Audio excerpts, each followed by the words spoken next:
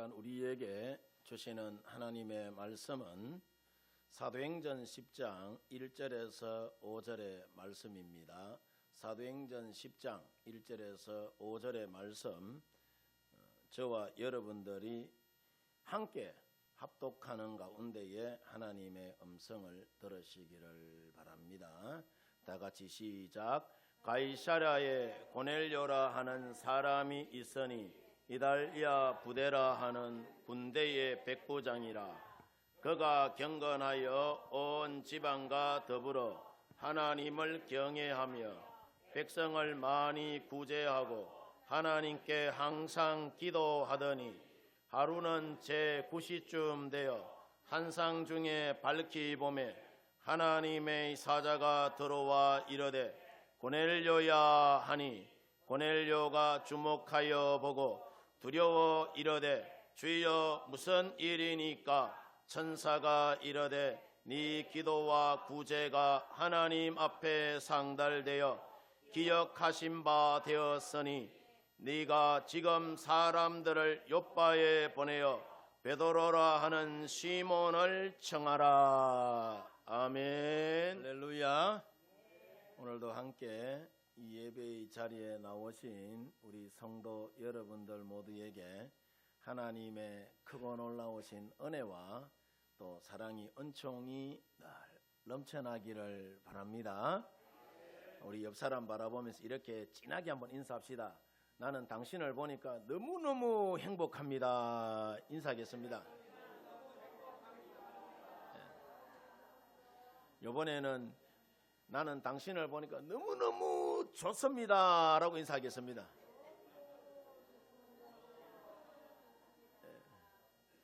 아멘입니까? 저도 여러분을 보니까 너무너무 행복하고 좋습니다.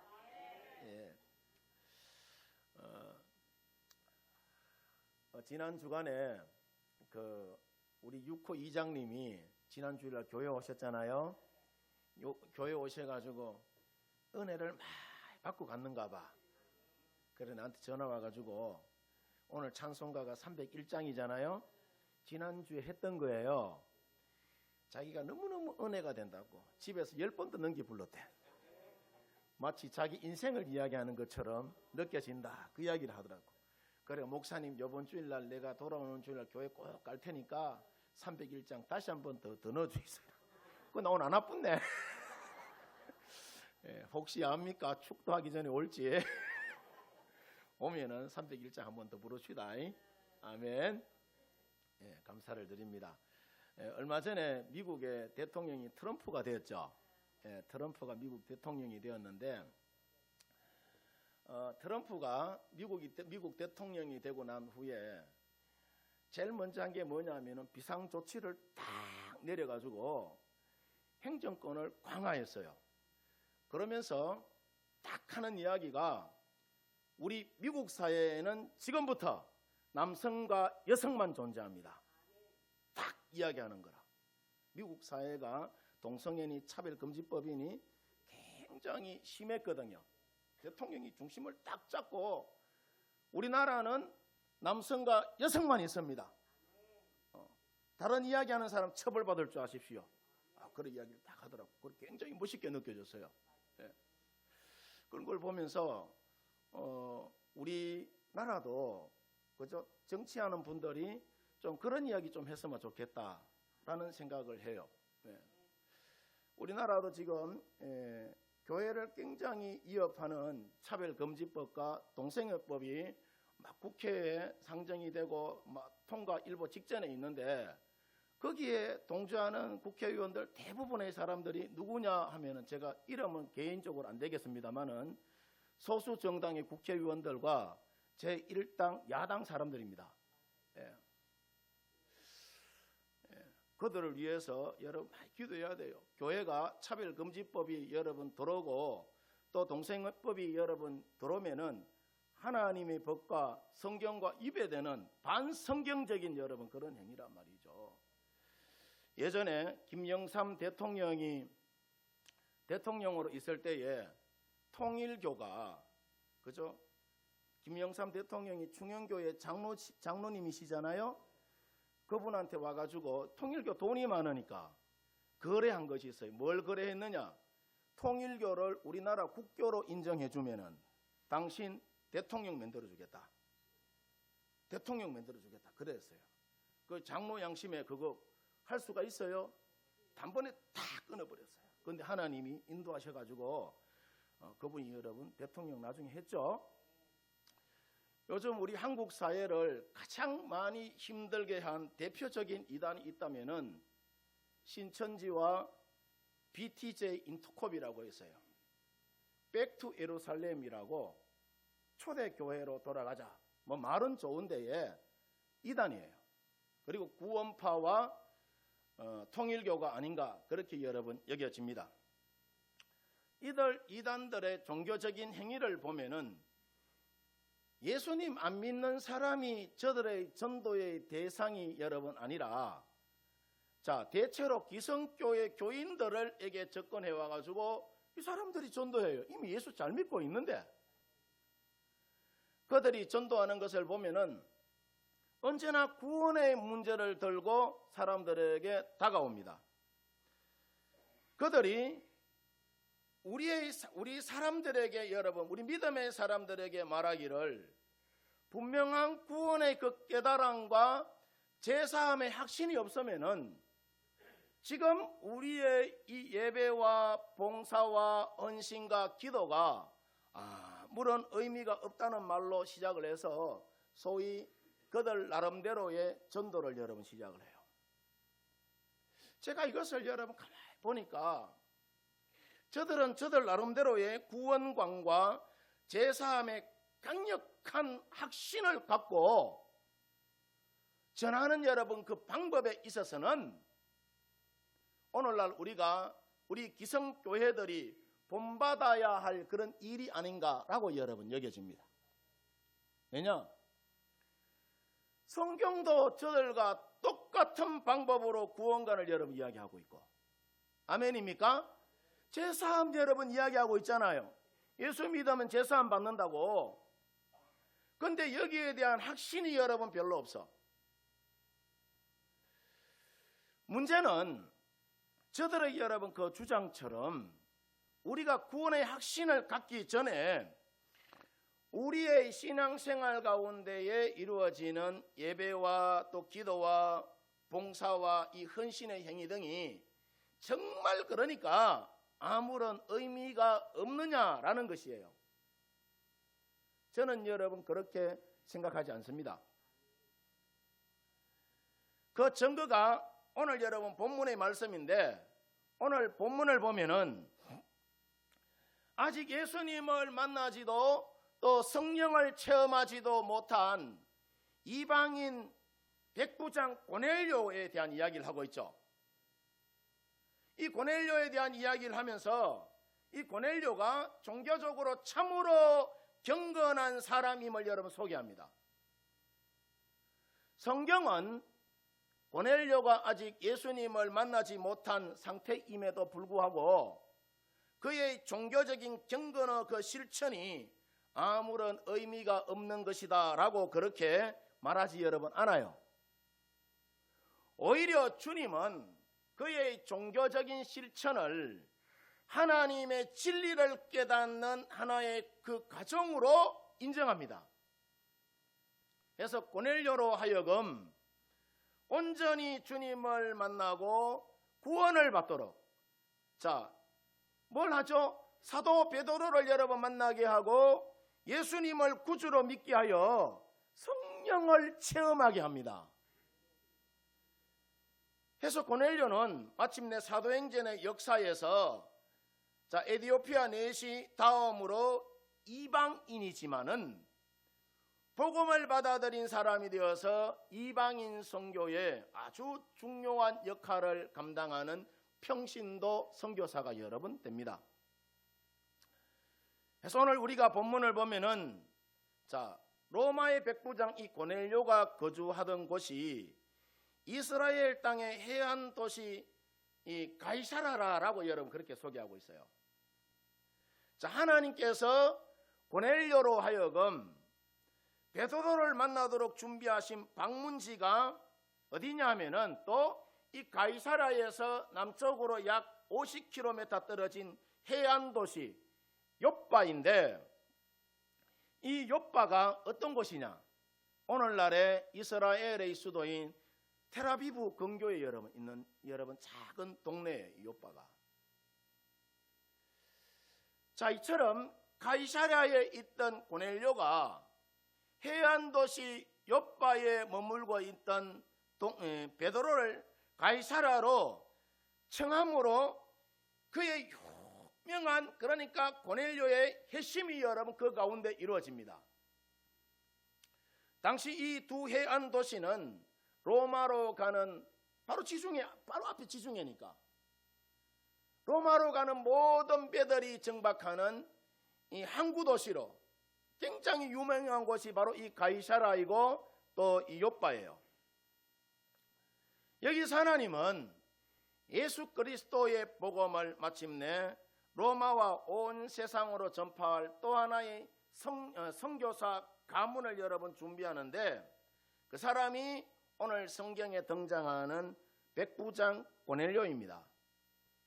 자, 그러면은 하나님께서 이방인인 이 로마의 백부장 고넬료를 선교의 도구로 준비하신 이유가 뭐냐 하면은, 첫 번째로 고넬료의 가정을 구원하여 이방인 선교의 기초를 놓기 위해서라는 거예요. 아멘입니까? 여러분 한번 생각해 보세요. 우리가 전도할 때에, 오늘 우리 이장님 여기 오셨는데, 자, 동네에서 예를 들자면은 영향력이 있는 사람을 전도해서 이 사람이 댕기면서 전도하는 게 쉬울까요? 별 영향력도 없는 사람이 댕기면서 전도하는 것이 여러분 쉬울까요? 영향력 있는 사람이죠. 이왕이면 나라의 대통령이 예수 믿어가지고 믿음 생활을 하면 더 좋은 거예요. 예. 자, 이처럼 기독교 복음은 개인을 구원하는 이 영성에서 여러분 출발합니다. 해서 복음을 수용하는 것도, 예수를 믿기로 결단하는 것도 어디까지나 개인적인 결단에 근거하여서 출발합니다. 아멘입니까? 아무리 나와 절친한 친구라 해도 나를 대신하여서 예수님을 여러분 믿을 수 없고, 내가 아닌 다른 사람의 믿음에 근거해서 내가 구원받을 수도 여러분 없어요. 그렇다고 기독교 신앙이 개인에 대한 관심에만 머문다고 여러분 생각하면 또 오산입니다. 복음을 통한 구원이 정말 한 사람의 영원한 운명을 바꾸는 중요한, 그러니까 사건이라면은 이 중요한 구원이 그러니까 나에게만 일어나는 것으로 만족해서는 된다, 안 된다? 안 되는 거예요. 하다못해 여러분 우리가 식당 가가지고 밥 한 그릇 잘 먹어도 이 집 맛있다 하면서 온 동네방네 여러분 소문 내잖아요. 예. 하물며 우리가 천길랑 떨어지 지옥에 떨어질 수밖에 없는 인생인데, 구원에 대한 확신을 여러분 내가 갖고 있다면은, 내 손과 발이 가만히 그러니까 머물고 있으면은 이건 하나님 앞에 죄 짓는 것과 똑같은 거예요. 그래서 구원받은 모든 그리스도인들은 자연히 이 놀라운 구원이 누구보다도 먼저 내 가족에게 임하기를 갈망해야 합니다. 이런 의미에서 성경적 신앙은 개인적이면서도 가족적이고 또 더 나아가서 사회적이고 온 우주적인 성격을 띠고 여러분 있어요. 이런 측면에서 우리가 구약의 노아를 보면은요, 노아가 갖게 된 여호와 신앙의 궁극적인 축복의 장면이 뭐냐 하면은 자신의 가족을 구원하는 것이에요. 비록 노아가 그 시대 많은 사람을 구원의 방주로 인도하지는 여러분 못했지만은 그 가족을 구원함으로 인하여서 결국에는 구속사를 이어가는 믿음의 명문가가 여러분 됩니다.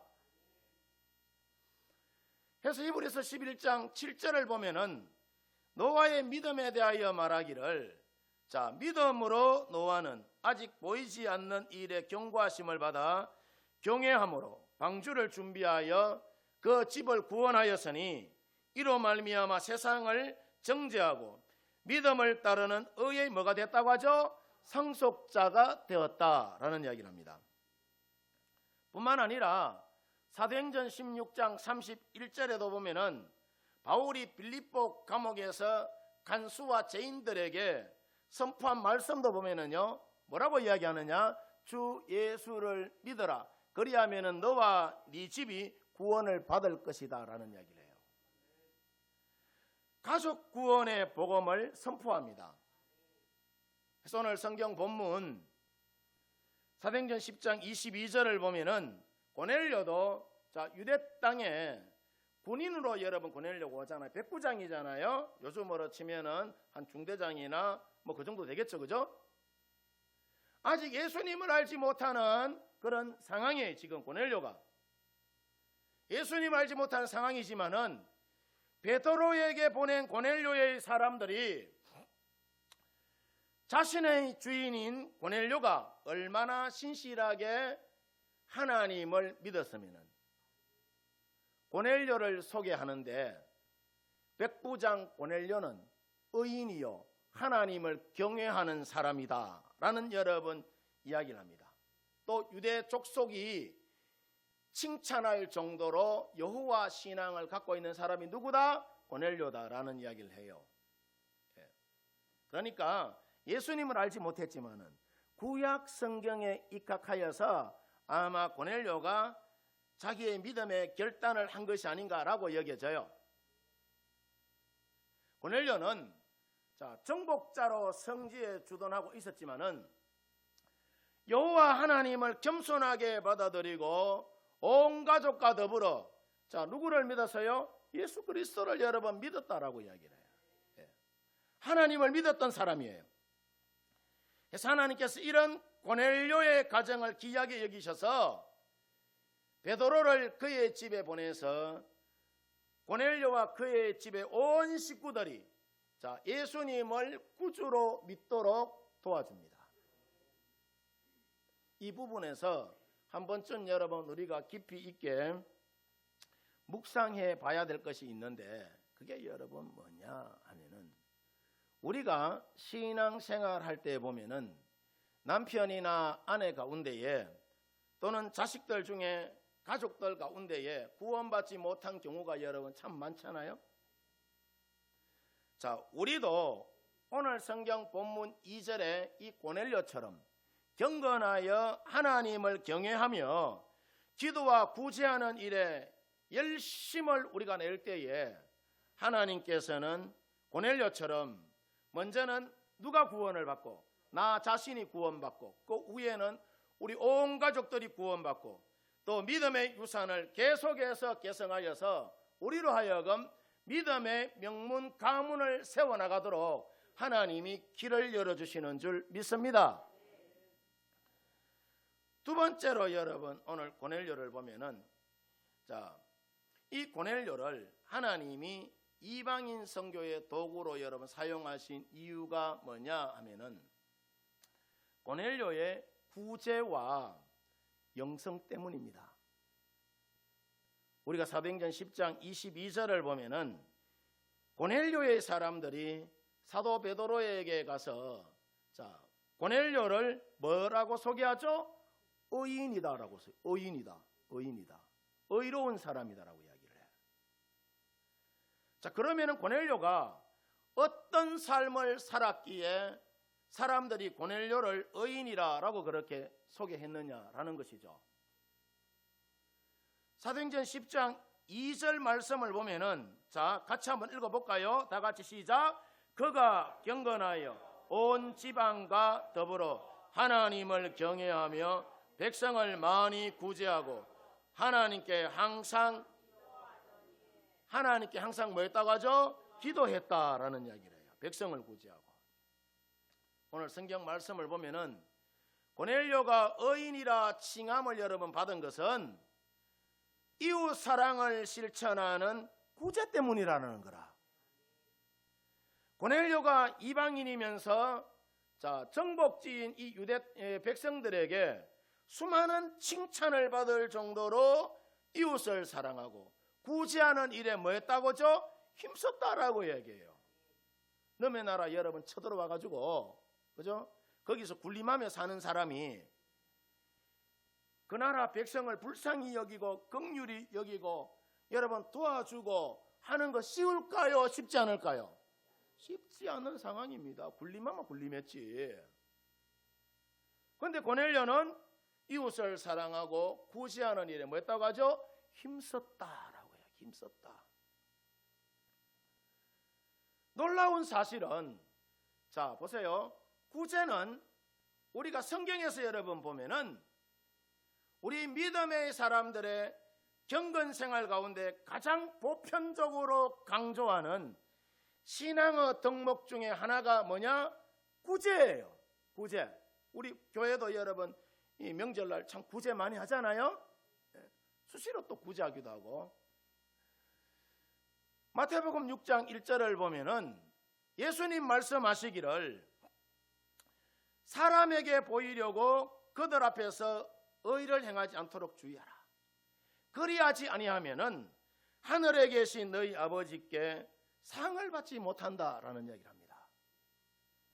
자, 여기서 예수께서 강조하신 의의 행함이 뭘 여러분 의미하느냐 하면은 그 대답이 바로 이어지는 다음 절에 여러분 나오는데 2절에 보면은, 자 같이 한번 읽어볼까요? 다 같이 시작. 구제할 때에 외식하는 자가 사람에게서 영광을 받으려고 회당과 거리에 사는 것 같이 너희 앞에 나팔을 불지 말라.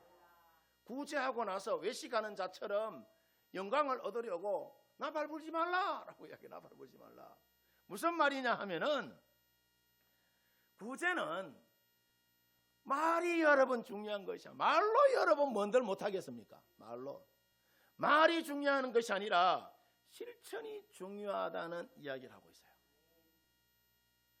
사실 한 사람이 새롭게 예수님을 만나서 예수님 믿는 신앙을 갖게 되었을 때에 이웃들에게 보여지는 삶의 그 변화가 뭐냐 하면은, 물론 그 사람이 교회를 다니기 시작한 것도 굉장히 여러분 중요한 일이지만은 이것만으로는 이웃에게 선한 영향력을 행사하고 이웃을 변화시키고 감동을 여러분 주지는 못합니다.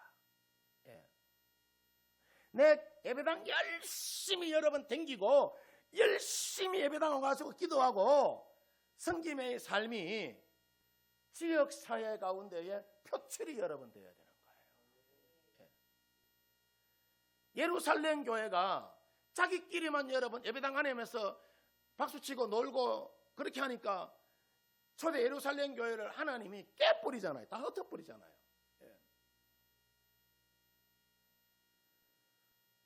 우리의 이웃들은 말이죠, 우리가 교회를 나가게 되므로 우리의 인격과 삶이 어떻게 달라졌는지 항상 여러분 주목해서 보고 있어요. 어떤 눈으로 보느냐? 불꽃 같은 눈으로 여러분 봐요. 저 사람 예수 잘 믿고 있는지 잘 못 믿고 있는지. 살면서 예수님 냄새 나는 씨는 안 믿으면서, 자기는 안 믿으면서 저 사람 예수 잘 믿는지 못 믿는지 눈여겨서 여러분 봅니다. 그게 사탄의 전략이니까. 너 예수 믿으면서 왜 그렇게 행동해? 그럴 것 같으면 너처럼 예수 믿지 마. 이렇게 여러분 이야기한단 말이죠. 그래서 우리가 예수님을 믿고 난 이후에 언제나 교회 나가기 전에 우리의 삶을 여러분 내가 되돌아보면서 내 삶과 인격이 나밖에 모르던 참으로 이기적인 과거의 여러분 삶이었다면은 예수님 믿고 난 이후의 여러분 삶은 그전의 상과는 뭔가 좀 달라야 될까요? 달라지지 않아야 될까요? 달라져야 되는 거예요. 변화돼야 되는 거예요. 예수님을 믿고 난 이후에도 옛날에 잘못된 습관을 그대로 여러분 지니고 있다면은 전도의 문을 여는 것이 될까요? 막는 것이 될까요? 제가 오늘 너무나도 유치원 어린이 여러분 대하듯이 하죠. 우리가 예수님을 믿고 난 이후에 이웃을 생각하고 이웃과 나눔의 삶을 살지 못하면은 그것이 바로 이웃에 대한 불신을 여러분 심어주는 것이고, 감동을 쭉까지 주지 못할까요? 감동을 주지 못하는 거예요. 감동을 줘야 되는 거예요. 너희는 세상의 빛이라, 너희는 세상의 소금이다라고 이야기했죠. 오늘 새벽 기도 시간에 여러 말씀을 드렸습니다만, 우리가 세상 가운데 내가 소금이 되어서 빛도 없이 여러분 그러니까 녹아져 내려져야 되는 거예요. 선한 영향력을 행사할 때에 예수 믿는 사람 뭔가 다르다, 나도 저 사람 믿는 예수 한번 믿어봤으면 좋겠다, 이런 여러분 고백이 나오는 거예요. 아멘. 그래서 오늘 성경을 보면은 고넬료가 새롭게 갖게 된 경건한 믿음의 삶도 보면은 이방인이면서 구제하는 삶을 실천에 옮기게 여러분 되는데, 성경은 바로 이런 것이 경건의 증거이고 사람들에게 칭찬 듣는 증거다라고 이야기를 해. 야고보서 1장 27절 말씀 우리가 보면은 다 같이 한번 읽어봅니다. 다 같이 시작. 하나님 아버지 앞에서 정결하고 더러움이 없는 경건은 곧 고아와 가부를 환난 중에 돌아보고 또 자기를 지켜 세속에 물들지 않게 하는 것이다. 아멘. 아멘입니까? 하나님 앞에서 정결하고 더러움이 없는 경건이 뭐냐? 고아와 가부를 환난 중에 돌봐주는 거다라고 이야기해요. 그리고 내 영혼이 세속에 물들지 않게 하는 것이다라고 이야기합니다. 그래서 구제는 성경에서 그리스도인들이나 또 교회 공동체에서 이 선교와 함께 영성 생활을 실천하는 두 날개로 아주 중요한 덕목일 뿐만 아니라 교회의 본질적인 사명을 세워가는 아주 중요한 덕목이 뭐냐? 구제예요. 구제. 그래서 갈라디아서 2장 9절에서 10절 말씀에 보면은 자, 바울이 이런 이야기를 합니다. 거기 보면 이렇게 되어 있어요. 또 기둥같이 여기는 야고보와 게바와 요한도 내게 주신 은혜를 알므로 나와 바나바에게 친교의 악수를 하였으니 우리는 이방인에게로 그들은 할례자에게로 가게 하려 함이라.